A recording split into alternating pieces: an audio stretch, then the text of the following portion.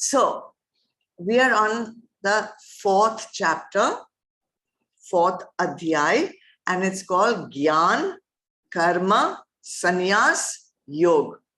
You know, each Adhyay, each chapter of the 18 chapters of the Srimad Bhagavad Gita give us different ways, techniques, learnings of how to attain yoga, meaning union with the Supreme Reality. So here in Gyan, Karma, Sannyas, Yoga, we are giving, Bhagavan Krishna is giving us the technique, art, science of attaining union with the Paramatma through the right knowledge, Gyan, Karma, through the right action. And that action has to be done with the mental attitude of sannyas, meaning renunciation. So last time when we met, we read that Bhagwan has already given this knowledge earlier, and he is now giving the same knowledge, that is the knowledge of chapter 2 and 3, to Arjuna. Earlier, the Supreme Being had revealed this knowledge to the Sun God. And then at the beginning of time, Vivaswan, Sun God, received this knowledge. Then Sun God passed it on to Manu, who was the first human being of this Kalpa. Then Manu passed it to King Ikshvaku, who then passed it to the Raj Rishis.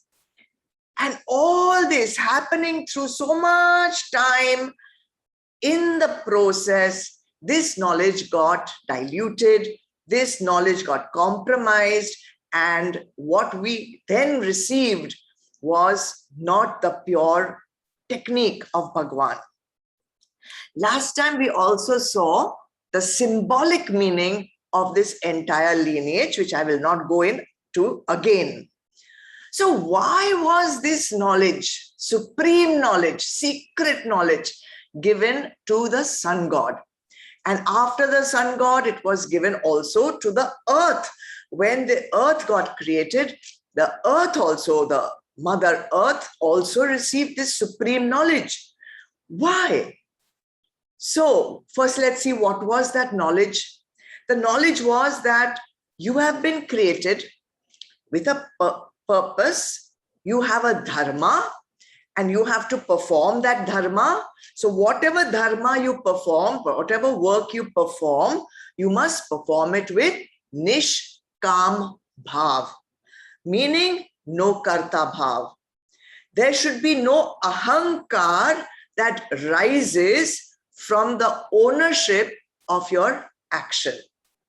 Then whatever work you do it with 100% efficiency to the best of your own ability. 3, when you do the work, don't expect that everyone will thank you, that you will get rewarded, that you will get recognition, that you will be recompensed. Just do it and leave it to the best of your ability. Don't expect anything in return. Then, 4th, very important, whatever work you do, see, it's been given to Sun God and it's been given to earth. Whatever work you do, work for the highest good of all. Work for the kalyan of everyone. And we call that lok sangraha. Work with the attitude of lok sangraha.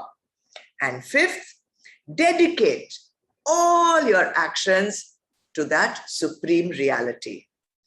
So now all this knowledge was given, Sun God, earth, all living beings, the entire prakriti, the entire nature is working with this guideline. It's a guideline, okay? And Bhagwan says, I am giving this same knowledge to you, Arjun. And Arjun,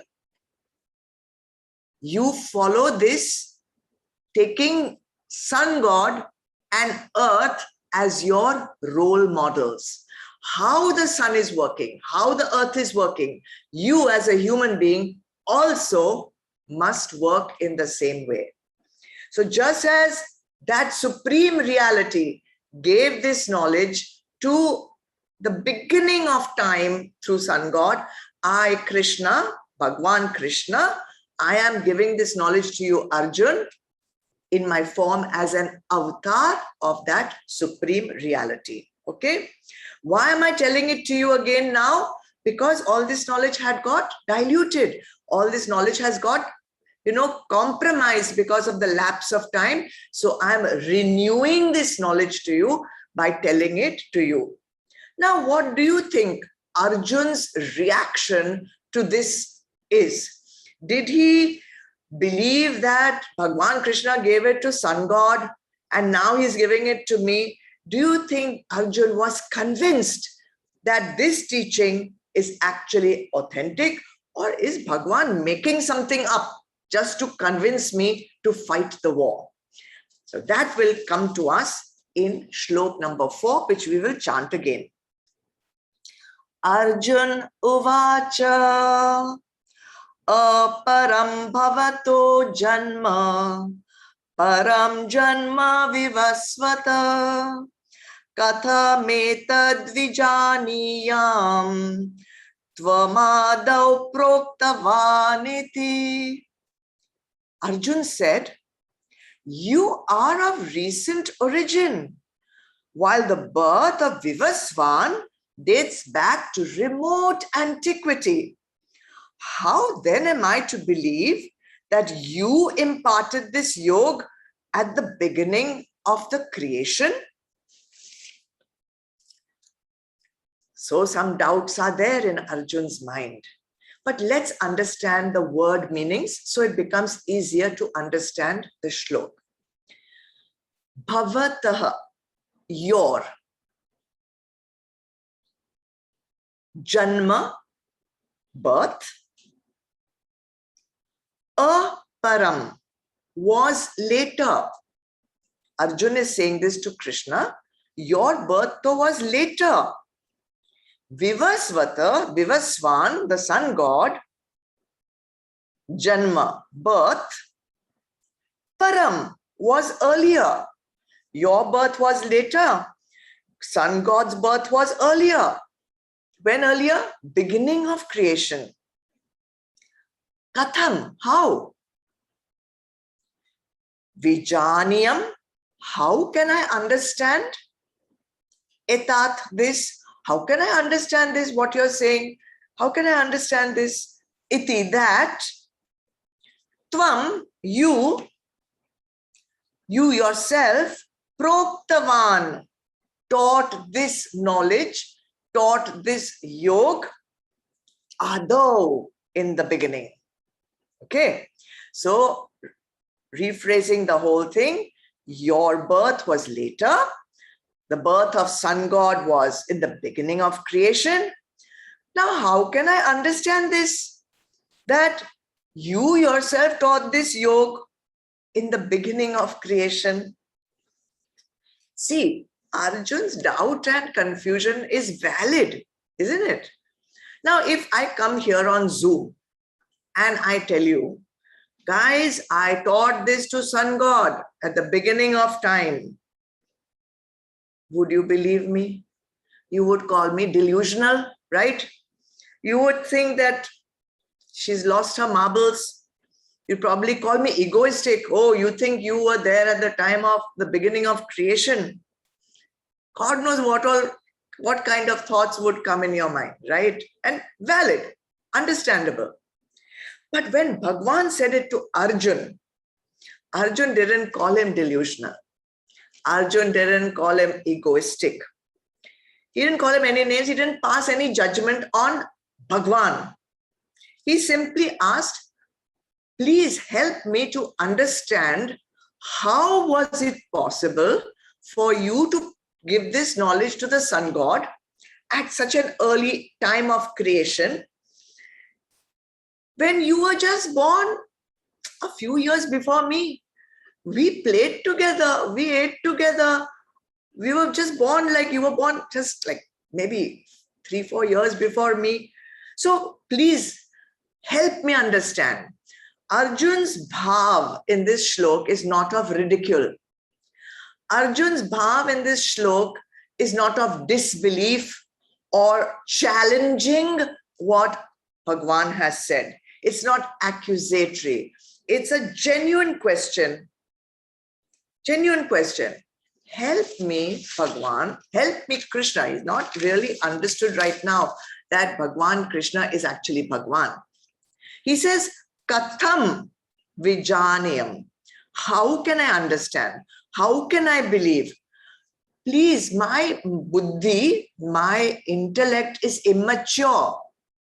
I can't understand. So please explain this more to me. Explain this more to me.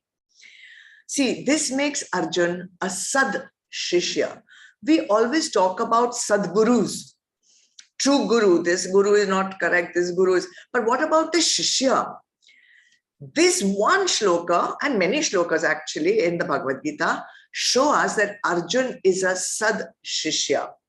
He has faith in Bhagwan Krishna, who he has already called his Guru in chapter 2. He blames his own spiritual immaturity of not understanding what Bhagwan is saying. Now, there could be another reason also why Bhagwan Vedvyas added this shlok in the Srimad Bhagavad Gita. It is possible that Arjun is not really doubting anything at all. Or maybe he has understood, but he's still asking this question. And that could be that later, when all of us, after so many centuries, will read the Srimad Bhagavad Gita, we may have that doubt. We may feel like ridiculing this shloka that Bhagwan gave it to her sun god. What nonsense is this? Maybe we will, question this shloka, this statement of Bhagwan, and therefore to explain it to all of us who may not have the same faith in Bhagwan Krishna, to make us understand that Bhagwan Krishna is not just a friend of Arjun, not just a sakha, not just a charioteer. He is nothing less and much more than a charioteer. He is Paramatma himself. So maybe to make our nishtha more firm in Bhagwan, Arjun's question here is our question, and giving Bhagwan an opportunity to clarify this very important fact that Bhagwan Krishna is Paramatma himself. All right, so let's go to Shlok 5, where Bhagwan will get an opportunity to clear this doubt.